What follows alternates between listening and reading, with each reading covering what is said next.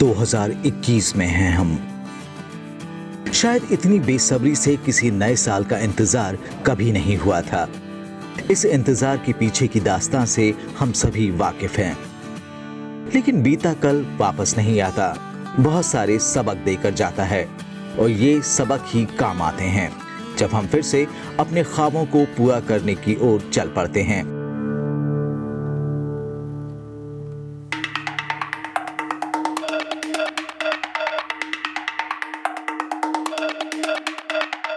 आज दुनिया के पास पिछले साल से विरासत में मिली चुनौतियां हैं, तो उन चुनौतियों के पीछे छिपे अवसर भी हमारा इंतजार कर रहे हैं। आज आगे बढ़ने के लिए नई राहें तैयार करनी हैं। इतिहास गवाह है कि जब भी इंसान ने नई राहें इजाद की हैं, नई सड़क बनाई है, वो उस पर पहले से कहीं ज्यादा तेज गति से दौड़ा है। इसी उम्मीद और इसी विश्वास की जरूरत आज आर्थिक और कारोबारी जगत को भी है। उसके सामने चुनौतियां हैं तो अवसर भी हैं।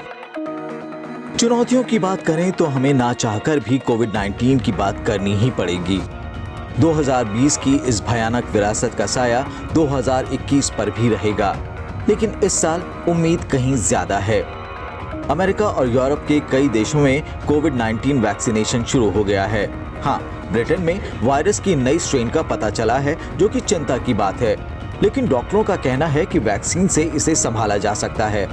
कुल मिलाकर कहें तो वैज्ञानिक इस साल कोरोना से मुक्ति की बात करने लगे हैं। भारत में भी सरकार इसी महीने से टीकाकरण कार्यक्रम शुरू करने पर विचार कर रही है, लेकिन टीकाकरण शुरू होने से पहले भारत में कोरोना काफी हद तक नियंत्रण में लग रहा है। दिसंबर के आखिरी हफ्तों में संक्रमण की रफ्तार उच्चतम स्तर के मुकाबले 1/3 या कहीं 1/4 से भी कम रह गई। सरकार के द्वारा दिए गए आर्थिक और सामाजिक योगदान सहायता जो 10% जीडीपी का रहा है, जिसमें कृषि, एमएसएमईज और महिलाओं को खास स्तर पे ध्यान रख दिया गया है, वो इकोनॉमी और इंडस्ट्री को रिकवर करने में मदद करेंगे। ये देखा गया है कि करंट अकाउंट सरप्लस रहा है हमारा इस साल में, जो 2003 और 4 के बाद पहला साल रहा है। जो हमारे फॉरेन एक्सचेंज रिजर्व्स हैं वो 580 बिलियन यूएस डॉलर्स रहे हैं, और जो हमारी जीडीपी कॉन्ट्रैक्शन थी उसे रिड्यूस कर दिया गया है, और माना जा रहा है कि इस साल बेस इफेक्ट की वजह से ग्रोथ रेट हो सकती है 8 से 9% के आसपास। कोरोना काल में एक सेक्टर जिसने सबसे ज्यादा उम्मीद और पोटेंशियल दिखाया वो था मैन्युफैक्चरिंग। पिछले साल अक्टूबर और नवंबर के दौरान मैन्युफैक्चरिंग पीएमआई दशक के उच्चतम स्तर पर पहुंच गया था। अगर इस सेक्टर के पिछले 5 सालों के विकास की बात करें तो 2015-16 में ये सेक्टर 32,786 करोड़ डॉलर का था, जो साल 2018-19 में बढ़कर 40,324 करोड़ डॉलर का हो गया। साल 2020 के दौरान सरकार ने आत्मनिर्भर भारत अभियान के तहत इस सेक्टर पर विशेष ध्यान दिया। एमएसएमई को बढ़ावा देने के लिए आत्मनिर्भर भारत 1.0 में 3.65 लाख करोड़ रुपए का प्रावधान किया गया, जबकि पावर सेक्टर को 90,000 करोड़ रुपए दिए गए। इस क्षेत्र में सुधार कार्यक्रमों की रफ्तार को तेज करते हुए निजी संस्थानों और कंपनियों को हर एक क्षेत्र में उद्योग लगाने की इजाजत दी गई। आत्मनिर्भर अभियान 3.0 के तहत अच्छा प्रदर्शन करने वाले संस्थानों के लिए 1.46 लाख करोड़ रुपए के प्रोडक्शन लिंक्ड इंसेंटिव का भी इंतजाम किया गया। हालांकि इस सेक्टर की चिंताएं भी हैं, जैसे इसमें करीब 24% की हिस्सेदारी रखने वाला ऑटोमोबाइल सेगमेंट मांग की कमी से ग्रस्त है। कैपेसिटी यूटिलाइजेशन भी 2019-20 की दूसरी तिमाही में 70% से कम रहा। फूड प्रोसेसिंग सेगमेंट भी उम्मीद के मुताबिक काम नहीं कर रहा है। We need to improve the competitiveness of the manufacturing sector in India. In the cost of capital, we are suggesting the setting up of a development finance bank that could develop long-term projects. The concession for the reduced duty tax that had been announced, which needed you to set up factories by March 23rd, we are suggesting that it be extended to March 25. देश के manufacturing sector का प्रमुख घटक है auto उद्योग, जिसका GDP में करीब 7.1% का हिस्सा है, और ये करीब 3.5 करोड़ लोगों को रोजगार देता है। भारत 2019 में दुनिया का चौथा सबसे बड़ा ऑटो बाजार बन गया था उम्मीद की जा रही थी कि 2021 तक भारत तीसरे नंबर पर आ जाए। भारत दुनिया का सबसे बड़ा ट्रैक्टर निर्माता और दुनिया का दूसरा सबसे बड़ा बस निर्माता है। 2 व्हीलर और 3 व्हीलर के क्षेत्र में भी भारत दुनिया में पहले नंबर पर है। साल 2020 में कोरोना महामारी का इस सेक्टर पर भी असर देखने को मिला। अप्रैल से नवंबर की बिक्री के आंकड़ों पर नजर डालें तो 2019 की तुलना में पैसेंजर कार की घरेलू बिक्री में 21.67% की गिरावट आई। 3 व्हीलर्स की बिक्री में 76.08% की गिरावट दर्ज की गई, जबकि 2 व्हीलर्स की बिक्री में 25% से ज्यादा की गिरावट दर्ज की गई। लेकिन जैसे लॉकडाउन खुला और त्योहारों का मौसम आया, लोग एक बार फिर गाड़ियां खरीदने शोरूम्स पहुंचने लगे, जिसकी झलक नवंबर के बिक्री के आंकड़ों में देखने को मिली। जब इस एक महीने में पैसेंजर कारों की बिक्री पिछले साल नवंबर के मुकाबले 4.65% ज्यादा रही, वहीं 2 व्हीलर्स की बिक्री में पिछले साल के मुकाबले 13.43% की बढ़त देखने को मिली। सरकार ने भी ऑटो इंडस्ट्री को बढ़ावा देने के लिए कई योजनाओं का ऐलान किया है। पर्यावरण को ध्यान में रखते हुए उसका जोर इलेक्ट्रिक वाहनों पर है। अनुमान है कि ये सेगमेंट 2022 से 2027 तक 44% की दर से विकास करेगा और इनकी वार्षिक बिक्री 63 लाख वाहन से भी ऊपर होगी। सरकार ने पिछले बजट में इलेक्ट्रिक वाहन खरीदने पर आयकर में रियायत देने का भी ऐलान किया था। जहां तक संपूर्ण ऑटो उद्योग की बात है तो सरकार ने आत्मनिर्भर भारत अभियान के तहत देश में मैन्युफैक्चरिंग इकाई लगाने के लिए 20 लाख करोड़ रुपए के पैकेज का ऐलान किया था। साथ ही ऑटो सेक्टर के लिए 51,000 करोड़ रुपए की उत्पादन आधारित प्रोत्साहन राशि यानी प्रोडक्शन लिंक्ड इंसेंटिव का भी ऐलान किया है। हालांकि भारतीय ऑटो सेक्टर के लिए आगे की राह उतनी आसान भी नहीं है। सेक्टर के लिए सबसे बड़ी चुनौती है मांग को बनाए रखना, जो बहुत कुछ आर्थिक गतिविधियों और अर्थव्यवस्था में लोगों के विश्वास पर निर्भर करता है। भारत ने ईज ऑफ डूइंग बिजनेस में अपनी रैंकिंग सुधारी है, लेकिन अब भी कारोबार की शुरुआत करने, प्रॉपर्टी को रजिस्टर कराने, करों का भुगतान करने, कॉन्ट्रैक्ट्स को लागू कराने जैसे मानकों पर और काम करना बाकी है। One of the important things about the health of the Indian auto industry is related to the motorization of the country. There is a huge upside for motorization in India. We are only at around from 25 cars per 1,000 people against the more developed countries who are upward of 500 to 700 cars per 1,000 people. So one of the important things about the motorization and its continuity in India is that the cost of acquisition for vehicles have to be kept down. And one important aspect of that is obviously the government taxes. पिछले कुछ दशकों से देश के service sector ने जिस हिसाब से विकास किया है वो देखने लायक है। सर्विस सेक्टर का भारत के gross value added at current price में योगदान 2017-18 के 53.44% से बढ़कर 2019-20 में 55.39% पर आ गया। रिजर्व बैंक की तरफ से जारी आंकड़ों के मुताबिक अगस्त 2020 में सर्विस सेक्टर का निर्यात 1.22 लाख करोड़ रुपए से ज्यादा का था, जबकि आयात 71,662 करोड़ रुपए का था। हालांकि इस सेक्टर को भी साल 2020 में कोविड-19 से बड़ा धक्का लगा। हॉस्पिटैलिटी और पर्यटन क्षेत्र इस बीमारी से सबसे ज्यादा प्रभावित हुए हैं। अच्छी बात ये रही कि पिछले साल अप्रैल से जून के बीच होटल और पर्यटन क्षेत्र में 1,558 करोड़ डॉलर का विदेशी निवेश आया। इस बीच पिछले साल सरकार की तरफ से इस सेक्टर के लिए अहम कदम भी उठाए गए। इलेक्ट्रॉनिक और दूरसंचार मंत्रालय ने कहा है कि वो जीडीपी में डिजिटल इकोनॉमी का योगदान 20% करने की दिशा में काम कर रहा है। साथ ही सरकार इस साल मार्च में 2,251 मेगाहर्ट्ज के स्पेक्ट्रम की नीलामी भी कर रही है, जिससे इस सेक्टर के विकास को और बल मिलेगा। लेकिन इस सेक्टर की कुछ विषमताएं भी हैं, जैसे सर्विस सेक्टर का जीडीपी में योगदान 61.5% का है, लेकिन ये केवल 25% लोगों को ही रोजगार देता है, जबकि खेती का योगदान 15.4% है और यहाँ करीब 53% लोगों को रोजगार मिला हुआ है। कि किसी भी अर्थव्यवस्था के अंदर आज के समय में जो टेक्नोलॉजिकल इंफ्रास्ट्रक्चर है, डिजिटल इंफ्रास्ट्रक्चर है, उसको फिजिकल इंफ्रास्ट्रक्चर लाइक रोड या ट्रांसपोर्ट के बराबर फंड इन्वेस्टमेंट की आवश्यकता है, पर रिटर्न्स डिजिटल में दोगुने हैं। तो चूंकि सरकार को इस समय पैसे की जरूरत है, तो हो सकता है कि एक इन्वेस्टमेंट के रूप में कुछ फंड्स को जो अदर इंफ्रास्ट्रक्चर इनिशिएटिव्स हैं वहां से ट्रांसफर करके डिजिटल साइट के अंदर लेके आया जाए। मार्च 2020 में जब पहले लॉकडाउन की घोषणा की गई, तब सारे कारखाने, गाड़ियां, हवाई जहाज, अधिकतर ऑफिस, स्कूल सब बंद हो गए। अगर किसी ने अपना काम जारी रखा तो वो था किसान।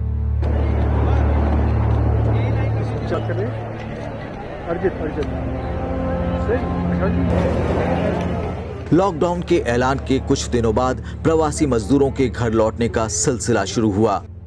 ये मजदूर गांव और कस्बों से ताल्लुक रखते थे।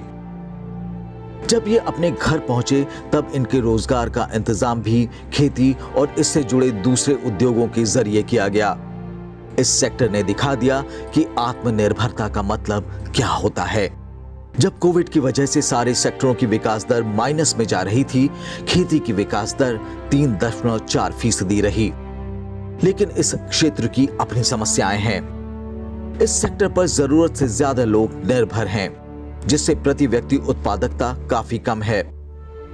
भारत का खेती में जीडीपी में योगदान करीब 15.4% का है, जबकि ये 53% लोगों को रोजगार देता है। जबकि अमेरिका में खेती और संबंधित उद्योगों में जीडीपी का योगदान 8% का और ये मात्र 2% लोगों की रोजी रोटी का जरिया है। वहीं चीन की जीडीपी में कृषि का योगदान 7% का है और ये 26% लोगों को रोजगार देता है। हालांकि खेती को और ज्यादा फायदेमंद बनाने के लिए नए कानून लागू किए जा चुके हैं।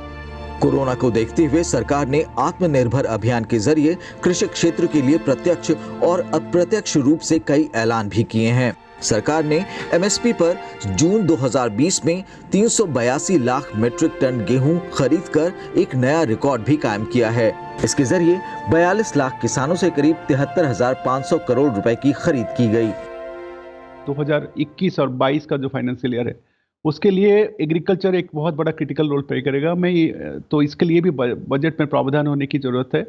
प्रावधान मतलब एक्स्ट्रा एलोकेशन जो इंफ्रास्ट्रक्चर फंड जो गवर्नमेंट ने ऑलरेडी अनाउंस कर चुके 1 लाख करोड़ का infrastructure fund for the next 4 years, तो उसमें भी शायद सरकार एक चंक ऑफ इंफ्रास्ट्रक्चर फंड के लिए, क्रिएशन फंड के लिए वो भी एलोकेट कर सकता है। और एक चीज़ है सबसे बड़ा चीज़ है जो सरकार ने बहुत ही जो फोकस रहा है सरकार का कि इंफ्रास्ट्रक्चर क्रिएशन जो हमारा जो वैल्यू चेन है, जो एग्रीकल्चर वैल्यू चेन है, उसमें बेटर स्टोरेज फैसिलिटी कैसे बनाया जाए, बेटर कोल्ड स्टोरेज फैसिलिटी, वो सब चीज़, सो दैट हमारे लॉसेस जो एग्रीकल्चर जो लॉसेस है फ्रूट्स एंड वेजिटेबल्स में वो कम हो सके।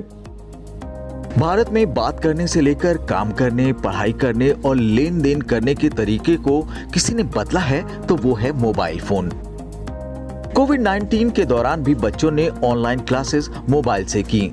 लॉकडाउन के दौरान लोगों ने खरीदारी और पेमेंट के लिए भी मोबाइल का सहारा लिया। कोविड-19 पर नजर रखने वाली आरोग्य सेतु ऐप के जरिए सरकार कोरोना पर नियंत्रण रख पाई।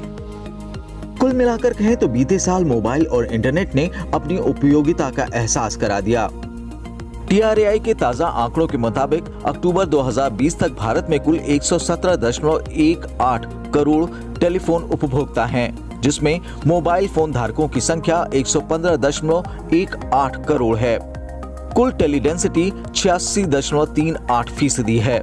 अगर ब्रॉडबैंड उपभोक्ताओं की बात करें तो इनकी संख्या 73.48 करोड़ है। साल 2019-20 में इस सेक्टर का राजस्व 2.52 लाख करोड़ रुपए रहा। इस तरह भारत दुनिया का दूसरा सबसे बड़ा टेलीकम्युनिकेशन का बाजार है।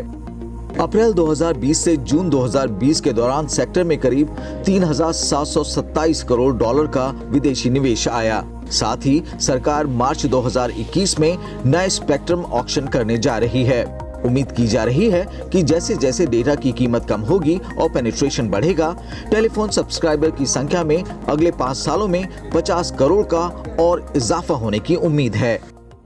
टेलीकॉम सेक्टर एक आर्थिक मंदी से गुजर रहा है और हम ये चाहेंगे कि गवर्नमेंट हमारे साथ, ऑपरेटर्स के साथ हाथ में हाथ मिलाकर हमें इस आर्थिक संकट से निकाले, जिससे कि हम नेटवर्क डेंसिफिकेशन कर पाएँ, रूरल एरियाज़ में नेटवर्क ले जा पाएँ और हर एक सब्सक्राइबर को एक उचित दर पर बहुत अच्छा सर्विस दे पाएँ। इसके लिए बहुत ज़रूरी है कि गवर्नमेंट की जो लाइसेंस फी रजीम है, ऑक्शन प्राइस है या जो टैक्सेस हैं, उसको रियलिस्टिक किया जाए। ऊंची इमारतें, flyovers, highways, corporate offices, malls अगर बदलते भारत की तस्वीर बयां करते हैं तो इस तस्वीर का दूसरा रुख भी है। आज भी बड़े शहरों में झुग्गी झोपड़ियां हैं, कम कीमत पर घर नहीं मिल पाता और छोटे शहरों में इंफ्रास्ट्रक्चर पर काम किया जाना बाकी है। यानी कुल मिलाकर कहें तो रियल एस्टेट सेक्टर में काफी गुंजाइश है। आंकड़ों पर ध्यान दें तो साल 2016 और साल 2020 के बीच LIG यानी लोअर इनकम ग्रुप की बात करें तो मांग 1992 की थी, तो कुल 25 घर ही उपलब्ध थे, जबकि मिडिल इनकम ग्रुप के लिए मांग 1457 थी तो 647 घर ही उपलब्ध थे, जबकि उच्च आय वर्ग यानी HIG में अगर मांग 747 की थी तो 351 घर ही मौजूद थे। कुल मिलाकर कहें तो हाउसिंग सेक्टर में मांग की कमी नहीं थी, लेकिन खरीद को प्रभावित करने वाले कई और कारक होते हैं जो व्यक्तिगत, आर्थिक, सामाजिक और राजनीतिक भी हो सकते हैं। शायद यही वजह रही कि फाइनेंशियल, रियल एस्टेट और प्रोफेशनल सर्विसेज की विकास दर जहां 2014 से 2018 के बीच 8.7% थी, वहीं 2018 से 2020 के बीच गिरकर 5.7% पर आ गई। सरकार की तरफ से रियल एस्टेट सेक्टर को बढ़ावा दिया जा रहा है। पिछले साल के बजट में भी वित्त मंत्री निर्मला सीतारमण ने प्रधानमंत्री आवास योजना पर 27,500 करोड़ रुपए खर्च करने की बात कही। इसके साथ ही आत्मनिर्भर भारत अभियान के तहत सरकार ने गरीबों और मध्यम वर्ग के घर की जरूरतों को पूरा करने के लिए 70,000 करोड़ रुपए खर्च करने का इंतजाम किया है। रियल एस्टेट सेक्टर को प्रोत्साहित करने के लिए भी निरंतर निर्णय लिए जा रहे हैं। खरीदारों में उत्साह बढ़ाने के लिए घरों पर लगने वाले टैक्स को भी बहुत कम किया जा रहा है। सस्ते घरों पर जो टैक्स पहले 8% लगा करता था, वो अब सिर्फ 1% है। वहीं सामान्य घरों पर लगने वाले 12% टैक्स की जगह अब सिर्फ 5% GST लिया जा रहा है। सरकार ने इस सेक्टर को इंफ्रास्ट्रक्चर की भी मान्यता दी है ताकि उन्हें सस्ती दरों पर कर्ज मिल सके। हाउसिंग इंफ्रास्ट्रक्चर का एक बड़ा भाग है, लेकिन इंफ्रास्ट्रक्चर अपने आप में काफी बड़ा और कई सेक्टरों को समेटे हुए है। इसमें पावर, रोड, पुल, रेलवे, पोर्ट्स आदि प्रमुख हैं। 2013 से 2019 के दौरान इस क्षेत्र में 57 लाख करोड़ रुपए का निवेश आया है, जिसमें सबसे ज्यादा पावर यानी बिजली, दूसरे नंबर पर रोड्स और तीसरे नंबर पर रेलवे है। कोरोना काल के बीच भी रेलवे ने माल ढुलाई और भारतीय राष्ट्रीय राजमार्ग प्राधिकरण ने सड़क निर्माण के नए रिकॉर्ड्स बनाए। सरकार नेशनल इंफ्रास्ट्रक्चर पाइपलाइन के तहत इंफ्रास्ट्रक्चर पर कुल 111 लाख करोड़ रुपए खर्च कर रही है। साल 2020 से लेकर 2025 तक ऊर्जा पर 26,90,000 करोड़ रुपए खर्च किए जाएंगे। इस अवधि में रोड निर्माण पर 20,33,800 करोड़ रुपए से ज्यादा खर्च किए जाएंगे। इसी तरह रेलवे पर 13,67,000 करोड़ रुपए और पोर्ट यानी बंदरगाह पर 12,11,000 करोड़ रुपए और एयरपोर्ट्स पर 14,34,000 करोड़ रुपए खर्च किए जाएंगे। इस योजना के तहत डिजिटल कम्युनिकेशन, सिंचाई, ग्रामीण इंफ्रास्ट्रक्चर, कृषि और खाद्य प्रसंस्करण, सोशल इंफ्रास्ट्रक्चर और इंडस्ट्रियल इंफ्रास्ट्रक्चर भी शामिल हैं। सरकार की नीयत साफ है और नीतियां भी तय हैं, लेकिन फिर भी कई जगहें हैं जहां सुधार की गुंजाइश है। जैसे world economic forum global competitiveness report 2019 के मुताबिक पारदर्शिता के मामले में भारत 66वें स्थान पर था, प्रॉपर्टी राइट के मामले में 87वें स्थान पर था, कॉर्पोरेट गवर्नेंस के मामले में भारत 15वें पायदान पर था। लेकिन इस कैटेगरी में अकाउंटिंग और ऑडिटिंग पर ध्यान देने की जरूरत है, क्योंकि यहाँ भारत की रैंकिंग 67 है। अगर ये सुधरती है तो भारत की ओवरऑल कॉर्पोरेट गवर्नेंस रैंकिंग और भी बेहतर हो जाएगी। इसी रिपोर्ट में भारत के ट्रांसपोर्ट इंफ्रास्ट्रक्चर की ओवरऑल रैंकिंग 28 रही, जबकि रोड कनेक्टिविटी के मामले में भारत 72वें, रोड्स की गुणवत्ता के मामले में 48वें, रेल सेवाओं की क्षमता के उपयोग के मामले में 30वें और वायु सेवाओं की क्षमता के उपयोग के मामले में 59वें स्थान पर है। यानी इंफ्रास्ट्रक्चर में चुनौतियां कम नहीं हैं। इरिगेशन इंफ्रास्ट्रक्चर क्रिएट करने में जो गवर्नमेंट का फोकस रहना चाहिए और हमें उम्मीद है गवर्नमेंट का फोकस रहेगा। और दूसरा है हेल्थ इंफ्रास्ट्रक्चर। हेल्थ इंफ्रास्ट्रक्चर बहुत जरूरी है, हमें बहुत ज्यादा हॉस्पिटल्स की जरूरत है, वो एक हमें उम्मीद है कि गवर्नमेंट का फोकस रहेगा।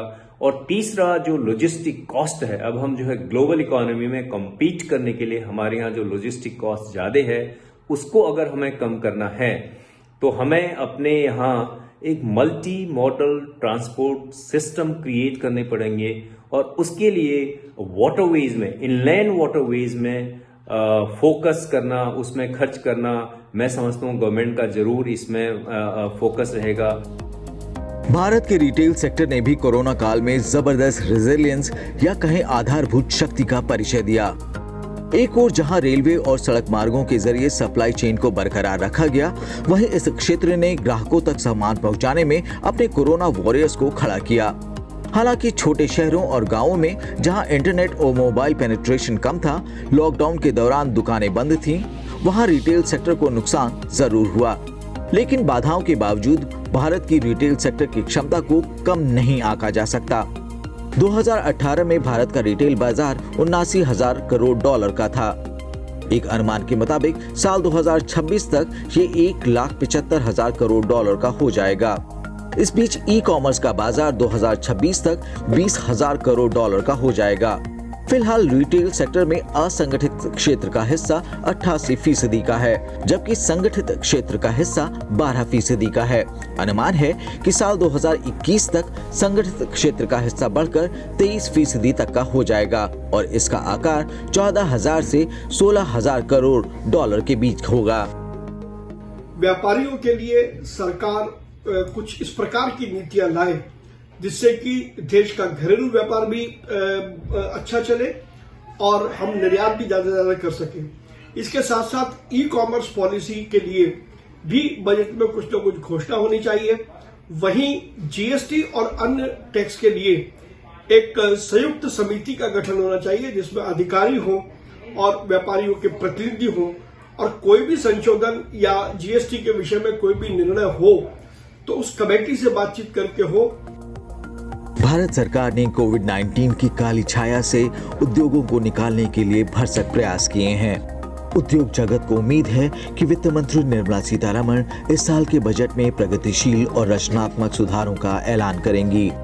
साथ ही मांग बढ़ाने के लिए भी ठोस कदम उठाए जाएंगे।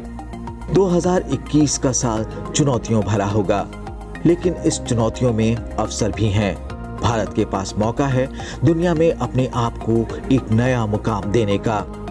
आत्मनिर्भर भारत अभियान के जरिए सरकार देश की जड़ें मजबूत कर रही है और जब मजबूती के साथ भारत खड़ा होगा तो दुनिया भर के लिए सहारा होगा, सच्चा दोस्त होगा, सच्चा कुटुंब होगा।